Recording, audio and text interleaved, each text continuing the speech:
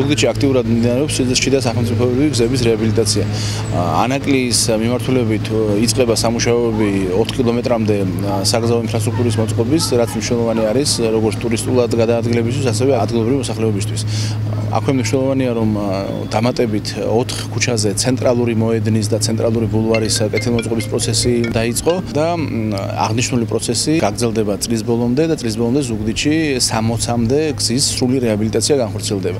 მე აქვე მინდა მოუწოდო მოქალაქეებს, რომ გაგებით მოეკიდონ აღნიშნულ საკითხს, რამე თუ მსგავსი მასშტაბის პროექტები ყოველთვის ითხოვს გარკვეულ შეფერხებებს და შესაძლებელია მათ გადაადგილების კუთხით შეექმნათ გარკვეული შეფერხებები ქალაქის მასშტაბით.